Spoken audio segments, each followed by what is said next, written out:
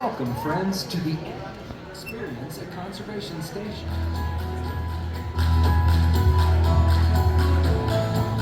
Since the 1930s, Disney animators have put their pencils to paper in service of the idea that the greatest inspiration often comes from the magic of nature. Walt Disney himself understood the importance of spending time around animals, studying their behavior and personalities in order to create realistic characters and dynamic storylines. This meeting of the human and animal worlds sparked a legacy of storytelling that has shaped our relationship with animals and conservation forever. Today, we invite you to become a part of that legacy as our own Disney artists help you learn to sketch characters inspired by the very animals found here at Disney's Animal Kingdom. Get your pencils ready, because here comes our animation artist now.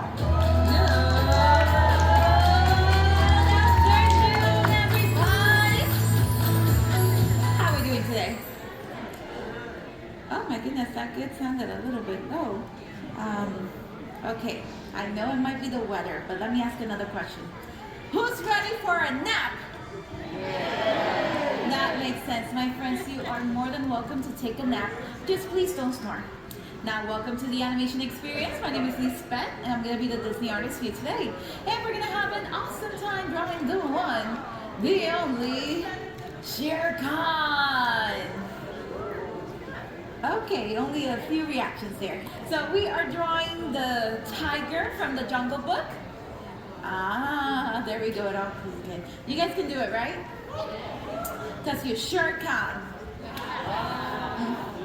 All right, now we are drawing him because we are in celebration.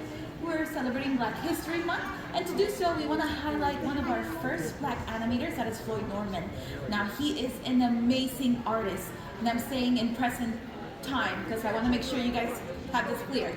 He is still alive, okay? So we brought you something special that hopefully will inspire you. So are we ready to be inspired? Okay, look up the screens. Today we are so excited to celebrate the work of Disney legend Floyd Norman, who was an in-betweener, animator, and story artist at Walt Disney Animation Studios. Floyd's one of my favorite people to talk about because he is such an amazing artist. He's such an amazing storyteller. Floyd came to the studio in February 1956. He always wanted to be an animator at Walt Disney ever since he first saw his first Disney film, which was Bambi. So then, just turning to his career, I'd love to talk about some of the features that Floyd worked on. Let's start with Sleeping Beauty and his role as an in-betweener. The role of an in-betweener put the drawings in between the various key drawings, trying to clean up the lines of rough animation and fine lines so the inkers could trace that on the cell. He said he was assigned to a lot of different characters. The fairies he remembers working on a lot. A Sword in the Stone was a very important film for Floyd because he was assigned to work on the team of Milt Kahl, one of Disney's 9 old men. It was very hard to please Milt. So Floyd was very, very worried that would he live up to the Milt Kahl standard. His first scene working with that unit was a scene of Sir Kay, and Sir Kay's hunting in the woods. When he finished, he handed up the chain of command, and word came back, Milt liked it. After Sword in the Stone, he ended up transitioning into story. I think story is just incredible because you're taking an idea, a concept that doesn't exist, and you're making something relatable that people can feel and emote to, and you have to have that observant eye and that passion to tell something that really is meaningful and deeper to resonate. And I think that that's something that Floyd is just absolutely incredible. Floyd is so much of Disney history. Everything he shares just has that sort of sparkle. Watch all of these Walt Disney Animation Studios titles streaming now on Disney+. Alrighty, friends, I do want to add this in too. He's currently around 90, or maybe already had 91 years old. Yeah, actually his birthday just passed, so he is 91 years old and still working with the company.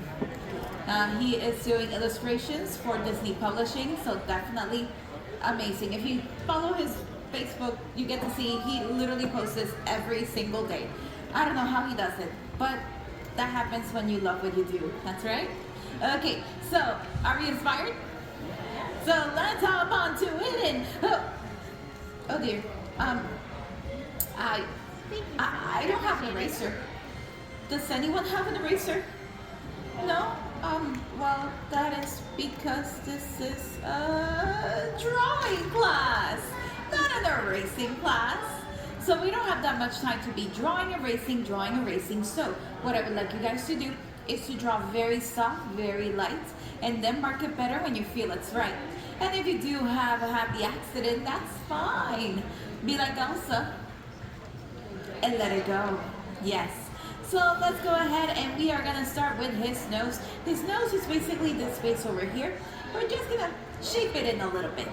Now to shape this in, I'm gonna start from right along here and we're gonna do something super complicated. It's just tracing this part. I know we're starting very early this morning. Once you trace that over, I'm gonna mark it so you guys actually see my line. There we go. I'm gonna go from the cross point. I'm gonna skip a little bit. And we're gonna make sure that nose is not so rounded. We're gonna make it a little bit more sharper. So to do that, we're gonna cut through the shape.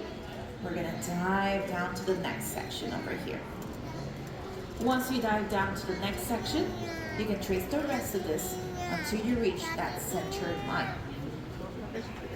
On the other side, because his face is tilted, we're gonna cut through it a little bit different. I'm gonna trace the majority of this area, and once I pass the middle of that section, then we're gonna cut through that shape a little bit quicker and go to the other side. And then you can trace the rest of this until you reach towards the center. There we go. Now that we have the overall shape of that nose drawn in, we're gonna add in some extra details. We're gonna start with the nose letter. Now the nose letter is the little divider between the fur and the bare nose. But for a lot of you cat owners out there, any cat owners in the crowd today, yes, my people, this is also known as the booper. Now for the booper, what we're gonna do is gonna look like a rectangle, but with a little nice little rounded corner at the end. So we're gonna bring this up, rounded, and then we're gonna dive down. Now I don't recommend booping a tiger's nose. That might be the last thing you ever do. But if you wanna boop somebody's nose, you got your neighbor next to you, go ahead. Alrighty. Now with that nose letter drawn in, we can start defining in some nostrils. You need some nostrils to be able to grab in that oxygen.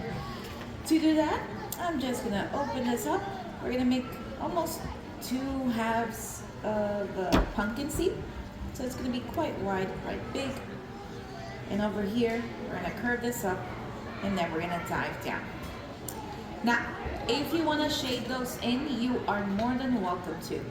Just try to keep those lines inside the shape because anything that might come out might look funny, but it's not. Sorry, that's a little bit of a running joke. It doesn't get better than that. Okay, so once we have that mark in, we do need one more thing. This is very important. This is gonna be the philtrum.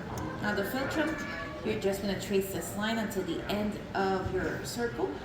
It controls the moisture between the nose and the mouth. That's why a lot of animals, they have like noses. And with that out of the way, I do want to add in a few little bit more wrinkles into that nose. Maybe he's kind of like crunching in. And speaking of that, for you cat owners out there, have you ever gone home, your cat greets you, they smell you, and suddenly they do that whole like shock face? Have you guys experienced that before? Now, before you start thinking, do I smell bad? Well, that's not what's going on. You see, they probably smell a new scent on you, and they want to analyze that scent. So what they do, they crunch up that nose, they open up that mouth, and they kind of try to push in that scent into the roof of the mouth. Up there, they have something known as a Jacobs's organ that basically allows them to be able to smell things in high definition. So we're gonna wrinkle that nose just a little bit. You can add in a few more wrinkles on the top or right below. So don't worry, it's not that you smell bad or anything like that. Maybe, but definitely they just want to analyze that new scent. Okay, We got our nose drawn in for this next part. What we're gonna be drawing is just a little bit of a tonal change that's happening on that face. And basically, this big curve over here is gonna look almost like tweezers, like we're about to grab something. So to draw in this shape, this is my cross point. I'm gonna go a little bit on the side. And basically I'm gonna make a curve that goes up, and we're gonna connect it right there over where we have all those wrinkles. So bring it up and then dive down. Because this is a color change, you don't have to go too strong on this. They're just nice little markings to define that. And then we're gonna turn that into those tweezers, like we're about to grab something by going the opposite way. I'm gonna curve this down, bring it all together. Now, his face is tilted. So we're gonna do a similar shape, but we're gonna add in a bigger distance between the tweezer from here. If this is part of that tweezer, you're gonna do the opposite side, curve this up.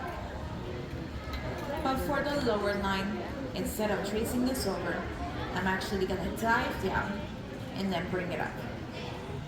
Now we're drawing this first because this is gonna lead us to draw one of, let's see, how do I phrase this? Rocky Balboa's favorite part of a tiger. The eye of the tiger, that's right, we're gonna add in those eyes. Now for those eyes right here, they're gonna be almost like an almond shape, but a very sharp almond shape, or very sharp American football shape. To draw this in, I'm gonna go from up here, I'm gonna curve this up, and I'm gonna dive down towards the next blue guideline. Now because it's gonna be those eyelashes, I'm gonna make sure I mark that line a little bit stronger so we can read them as such. You don't have to go too crazy though, it's not like he's wearing mascara. Also please, if you do purchase makeup, make sure that the makeup that you purchase is cruelty free. Find the little bunny logo on the packaging and that way you will know. And then to bring it all together, you're just gonna close in that shape. I'm gonna do the same on the other side. We're gonna curve this up.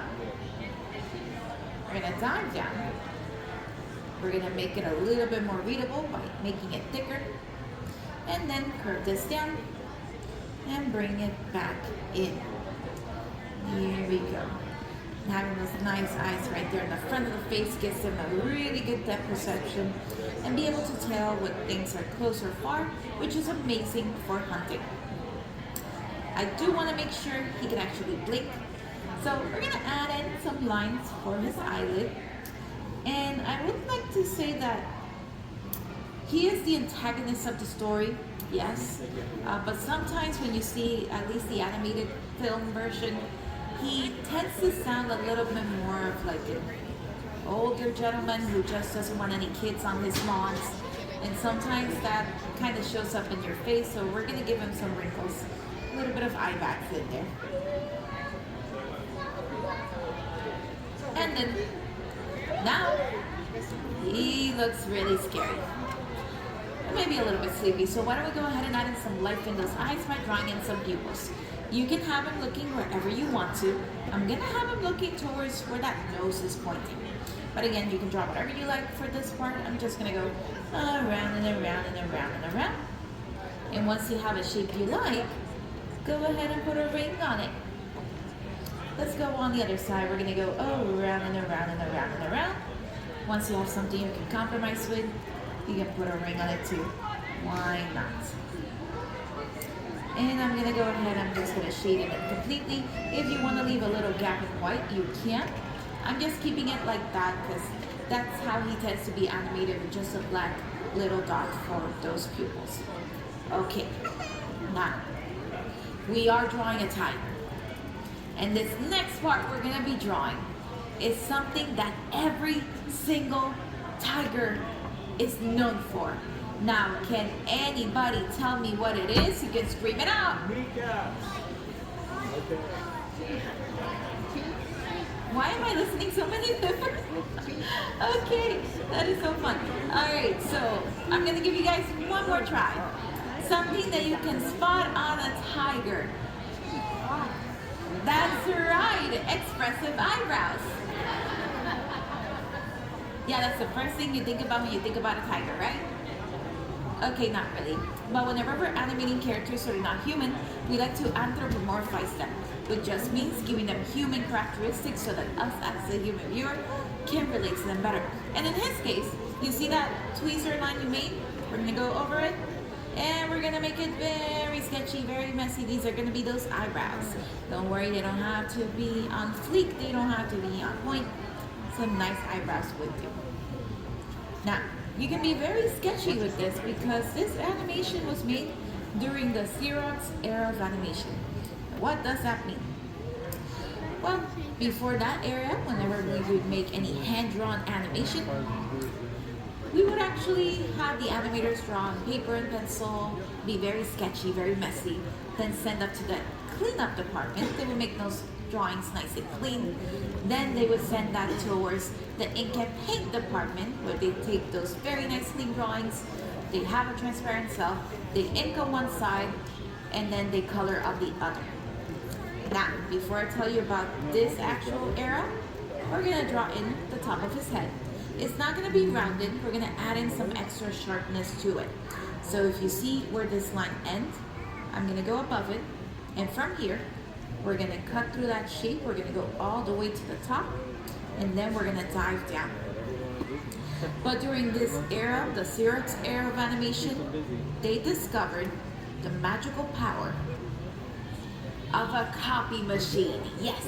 And with that, they actually grabbed the original animators' drawings. They tried to make those animators draw it a little bit cleaner, but it's still quite rough. And then they would copy that directly to a transparent cell, and then they would color that in. That is why movies like 101 Dalmatians, The Jungle Book, they have that nice sketchy feeling to it because it is closer to those original animators' drawings. So be free, be sketchy, be messy. Now we are gonna go ahead and draw in his ears, and to be able to draw those in, I do gotta give myself a limit.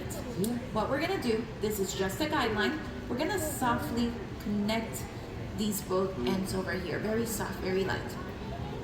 Because that way, once we start drawing in those ears, we know where we're gonna stop.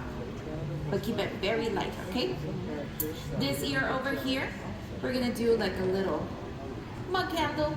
I'm just gonna trace this in, maybe like a teacup handle, because it's gonna be a little bit shorter. We're gonna trace this in, we're gonna curve this out, and then bring it in. Okay, that looks more like a pizza slice. But to make it more like that teacup handle, we're gonna draw in the inside. I'm gonna pull this in, and then curve this down and around. And that way, we can go ahead and pull that in.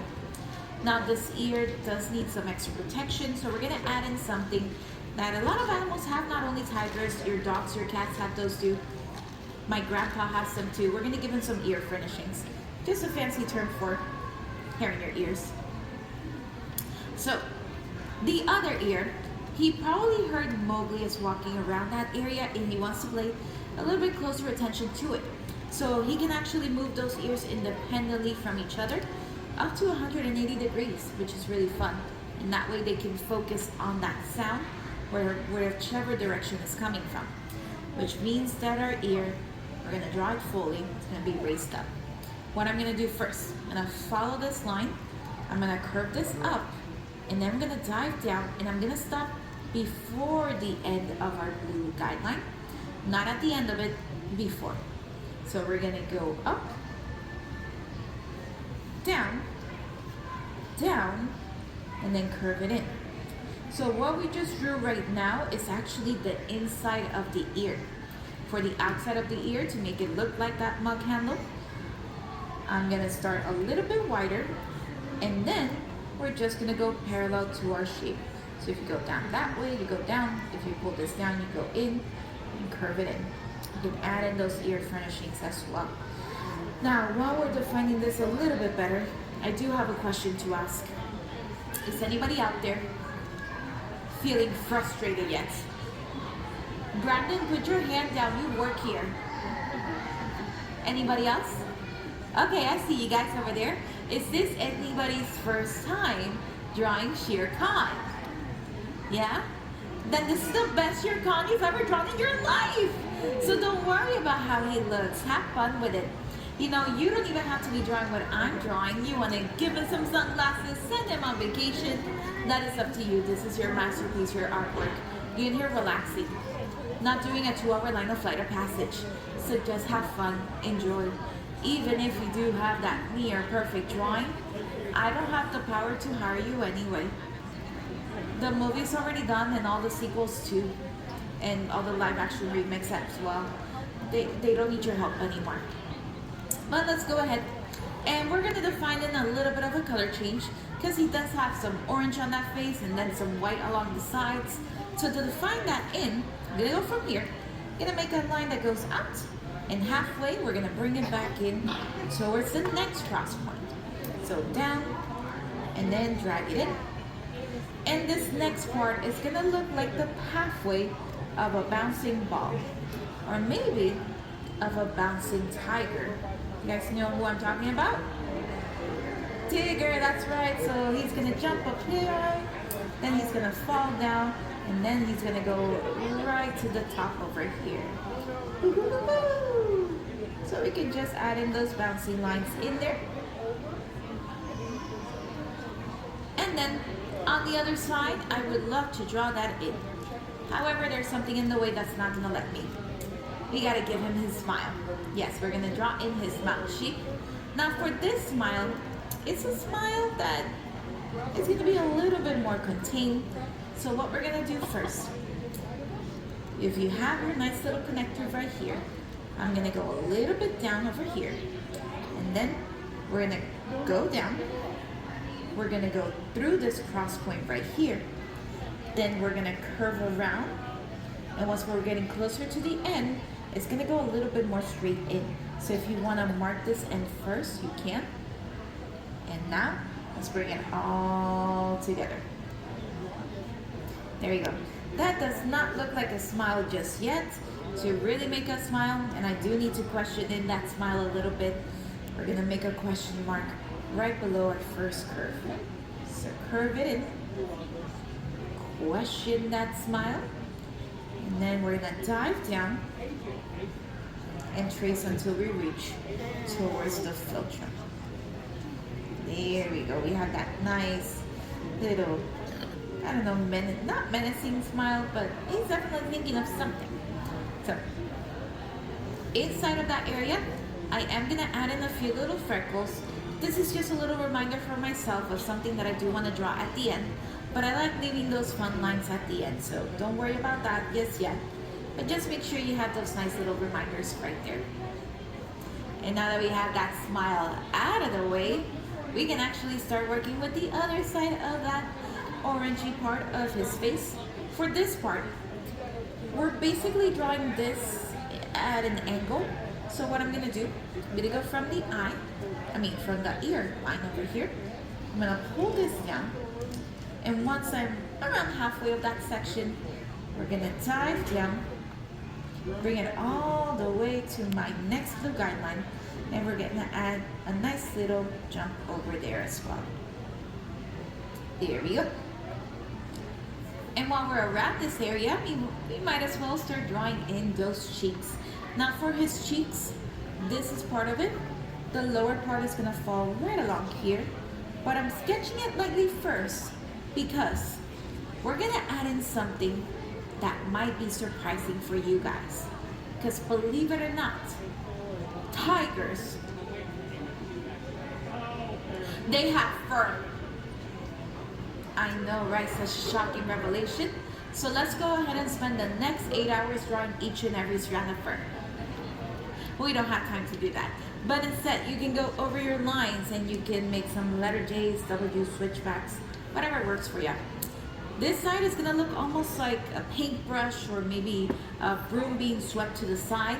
That's what I want you guys to think about. And remember, feel free to be very sketchy, very messy with this. Don't go counting how many lines I'm drawing. Let your pencil decide for you. That way it will look way more believable, way more natural. So just let it flow. And honestly, you might just be drawing a different frame of animation, so just have fun with that. I am gonna start drawing the same thing on the other side, so we can add those in as well. So we have some nice extra texture. And while we're marking this a little bit better, I do want to talk a little bit more about Floyd Norman. Yes, he is still currently working with Disney, and he has done many roles throughout the years. His main role that he wanted to do was just be an animator. That was his dream. And he was able to animate and even work under Milk Call, which is one of the 9 old men. Fantastic. There's a picture of all of them in the backside over there. And he was very strict. So the fact that he was able to do that and get all the approval for Milk Call, he was an amazing artist.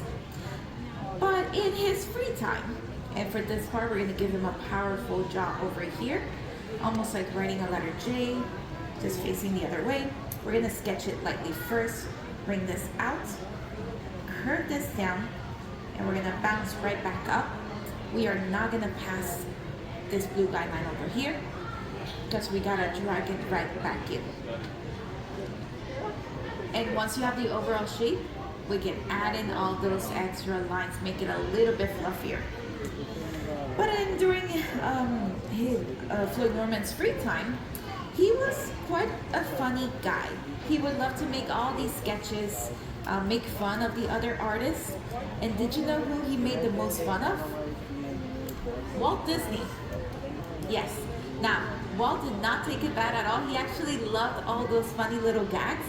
But he was getting ready. He was like, don't worry, I'll make a joke back at you eventually. And then when we started working with this film, the film was becoming a little bit too serious, a little bit too dark. And Walt wanted to make sure that there was at least something funny about it, so we bring more joy to this film. And he remembered who was the funniest guy he knew? Floyd Norman. So he went to Floyd, he told him, you're gonna be a story artist now and you gotta work on this film. Floyd never wanted to be a story artist. That was not his thing. He just wanted to animate. But because he was doing all those funny gags, this was his quote-unquote little punishment. But in the end, he ended up loving it. He loved stories so much that he continued being a story artist throughout all that time, and even worked as a story artist over at Pixar with films like Toy Story and Bugs Life. It was the Monsters Inc. There we go, and Monsters Inc. gets love. And now he's doing illustrations, which is pretty great. And once you have this drawn in, my friends, you did it! You drew Shere Khan, the panther! Yeah. That's what we're drawing, right? A panther? Yep. He doesn't need anything else. He's good to. No? What are we drawing? A tiger. And what are tigers known for? Expressive eyebrows, guys, right? Now I'm just getting stripes. We gotta give it some stripes. Now for those stripes, you can add in as many stripes as you like. Every stripe is unique to every tiger, so you can have fun with this. I'm just gonna add in 3 along the side, on each side. And they're gonna be shaped kind of like a boomerang. Now, if you don't remember how to draw a boomerang, don't worry. It'll come back to you. Or it might go over your heads, that's perfectly fine. But you can add in as many as you like. With those stripes, they kind of work like our fingerprints. You can identify a tiger with them. And no tiger's gonna have the same set of stripes. It's all unique to them. And those stripes are not only on their fur, this actually falls all the way down to their skin. Don't try to shave a tiger to confirm this, just believe me on that. But with those stripes, it definitely helps them be able to camouflage, especially because the majority of their prey tends to be animals who have difficulty seeing red, and thus they can't really see orange. So when they're looking at the distance where a tiger might be, they're actually looking at a bunch of lines in the green scenery. So pretty cool indeed. If you guys want to keep learning more about tigers, well, we do have our own tigers right here. We also have Baxo. He's 1 year old already. He's not a baby anymore, but he's still quite cute and adorable. So if you want to check them out, they're going to be over in Maharaja Jungle Trek. That's in the Asia area of the park. So give them a visit. They're pretty great. And if you want to help out tigers, well, they really do need our help. Over the last 100 years, 95% of our tiger population has gone down. So ways that we can help out is by checking out the Wildlife Conservation Society. You can search for them online and see all the many different projects that they're doing, especially with those Sumatran tigers. And we have already seen a growth in the amount, and I would encourage you, check it out. If you want to help them out directly today, you can always donate to the Disney Conservation Fund, because this is one of the many projects that we help them out with, and we help with many other projects all around the world, like the animals you see here today and many others. Ways that you can donate: you can make a wish right here at our wishing well. You can round up to the nearest dollar of any of our merchandise locations. You can even get a specialty coffee over at Creature Comforts, that's our Starbucks. They can tell you a little bit more about that. But whatever amount you donate, Disney matches that amount. So it's a really great help for a really great cause. Now this big cat does need one more thing. That's going to be whiskers. Now whiskers are found all around the body, not only on the front of the face, but in his case it's going to be right here in the front. You pick a point and let it go, pick a point and let it go. With those whiskers found all around, it allows them to be able to feel their environment, compare their body with everything else, because, well, if they fit, they sit. So make sure if you do have a cat, be careful with not accidentally cutting those down, because they'll be cutting down on one of their senses. And if you guys just want to get better at drawing, I highly recommend Be Like Our First Female Animator, Retta Scott. Her picture is right there on the black and white, towards your right side, where my friend Brandon is. And she started animating in Bambi because, well, she would spend most of her time out there in the zoos, drawing animals, studying them. And Walt saw her artwork, was impressed by it, and added her into the story and animation department on that film. So maybe you can do something similar too. You can go out there and explore and draw whatever you see, draw whatever you like, draw whatever you love. Because the more you draw, the better you get. And isn't it great you can get better at something while you're enjoying the process? And my friends, I don't know if you realize, but you just drew Shere Khan. So that makes you part of the Disney legacy as unpaid, unofficial Disney artist. So give yourself a round of applause. You did it. Now to commemorate your new title, go ahead and sign your beautiful artwork. And don't forget to put today's date, which is 2/6/26. And while you're adding those last few details, taking those pictures for social media, I'm just gonna give you a few reminders. Look around you, make sure you have all your personal belongings with you, because if you don't, we will take them. Yeah? And send them to guest relations. Those pencils in your hands are a gift. Yes, a free gift from us to you. But if you don't want a free gift, that's fine. We have a recycle bin over at the table once you exit on the right where Brandon is, where you can recycle them over there. Don't recycle them on the floor. Don't recycle them on the clipboards. Speaking of clipboards, place them back where you found them. And those drawings are worthy to be displayed in a place of honor, like a wall, a fridge, maybe a fridge at a home improvement store, who knows. And most importantly, I am so proud of each and every one of you who drew, who colored, who fell asleep. Thank you guys so much and have a wonderful time here. This is Animal Kingdom. Goodbye. Thank you all for joining us in the animation experience at Conservation Station. Please gather your personal belongings before exiting, and remember to take your artwork with you.